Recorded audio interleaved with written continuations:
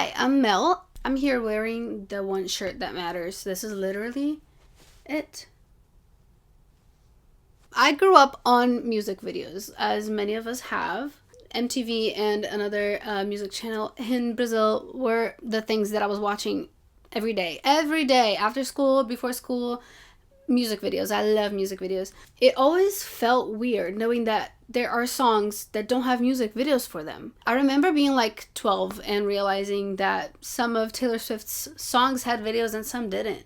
And that was so weird to me. I was like, why would you not have a music video for it? Tell me why. Anyway, I ended up understanding the concept of singles. But still, to this day, I don't think there's any reason for a song not to have a video. And then people be saying like, oh, you shouldn't spend so much money on music videos because no one watches them.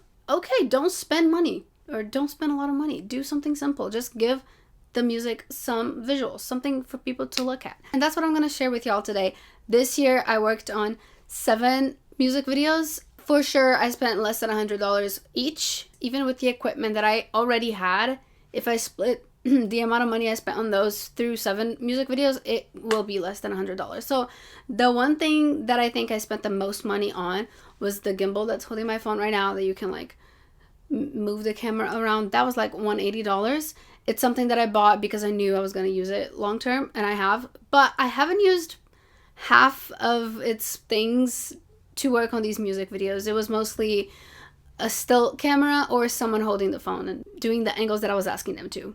Out of the things that I worked on so far, one of them was just me laying on the floor playing the guitar with a bunch of angles, and then I just edited it together to make it look like I was doing everything at the same time, even though I spent a long time filming different angles because I only had one phone.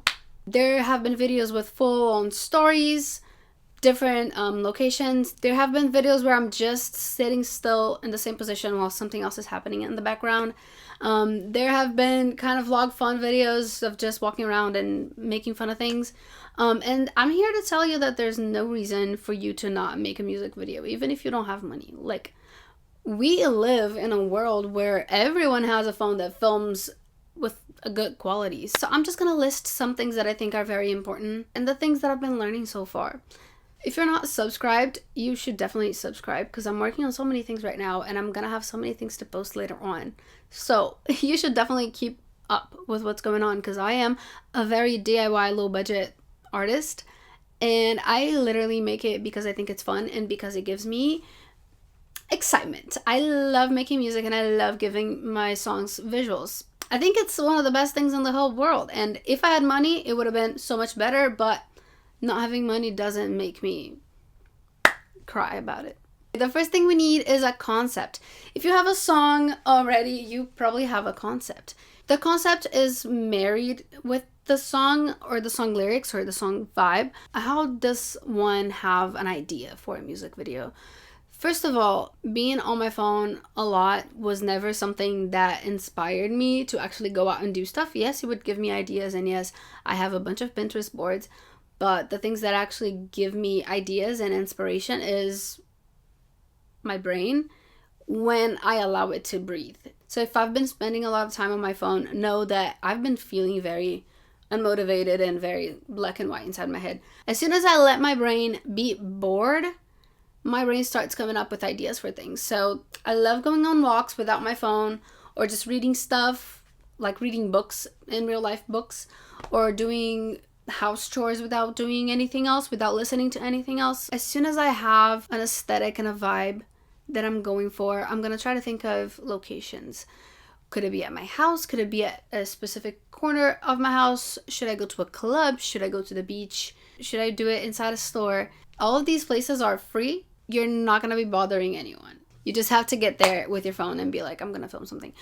I emailed the club that I filmed mine to ask, like, is it okay if I film and if I bring some equipment? Because clubs don't let you bring stuff inside it, right? Like I didn't know if I could bring my gimbal with me. So they never replied. So I was like, you know what? I'm just not gonna bring the gimbal. I'm just gonna bring my AirPods and my phone, ask my friend to hold the phone in certain angles and do stuff. So that was pretty straightforward.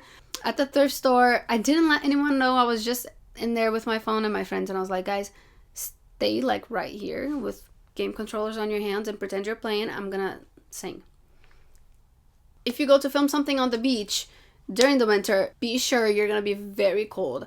My cheeks were very red and that was makeup, but I was really, really cold. So I'm also trying to consider weather and how the light's gonna hit, because when I was filming Time Bomb on the bleachers, the sun was hitting on us. We were all very, very hot, and the original images are very exposed, like very bright. I easily fixed that on editing later on, but just being aware of the places and the environments that we're at. I love telling stories, and I can tell stories by using the angles or different colors or different places, different lighting, for example, like trying to separate a scene from another using how the light switches.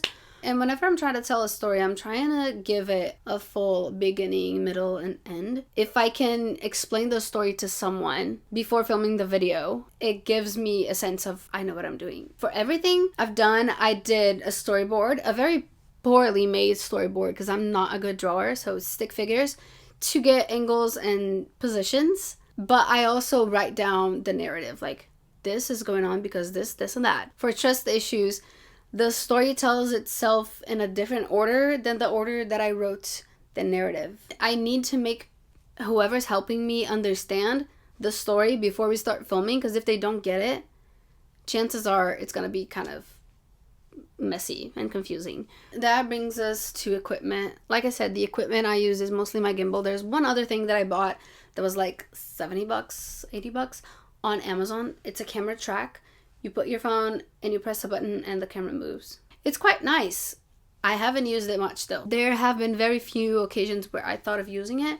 I still think I should use it more, and I'll try. I feel like natural light is our best friend when we're trying to do low budget visual things. I bought some lights on Amazon for $40 and it came with 3 like LED lights.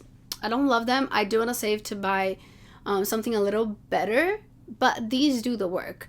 Now, learning about angles and things is not something that comes so naturally to most of us. Not to me, at least. I watch so many tutorials on lighting and color correction, storytelling, and filmmaking things. Still haven't learned half of the things that there are to learn, but I definitely learn a lot from messing with those. At the end of the day, what matters is if you have taste. If you have taste, what's stopping you? Literally, you either like something or not.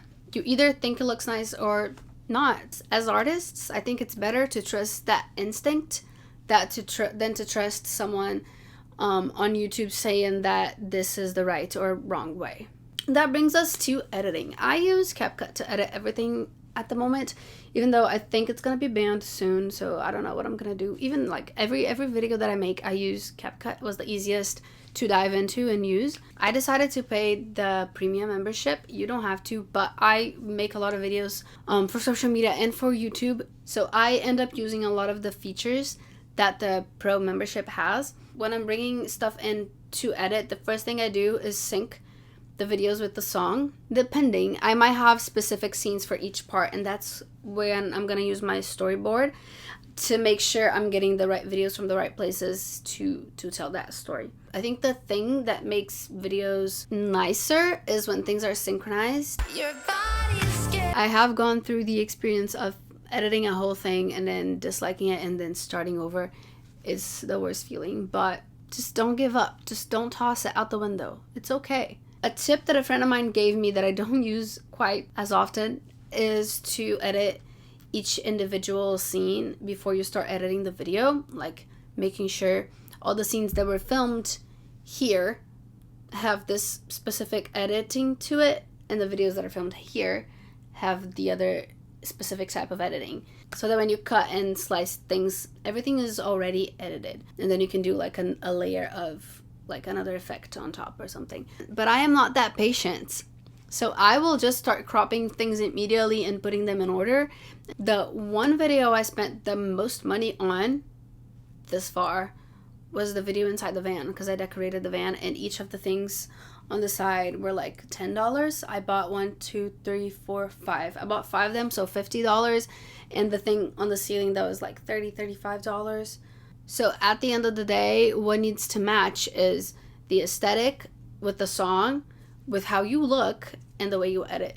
If those things are aligned, there's no reason for you not to have a music video for your song. At this point, I really think you should go and watch all of them, like literally binge watch them, to see how I used certain things or the things you would have done differently. And then a very important reminder is I don't make music videos because I'm trying to look super professional doing it, or because I'm trying to awe you with my talent. It's because I really love it. It's fun.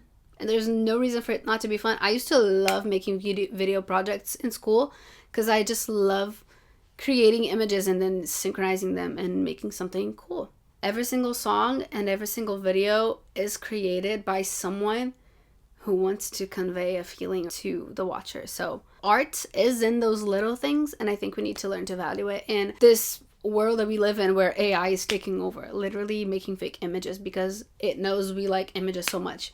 We all have the freedom to create images with our own things at home.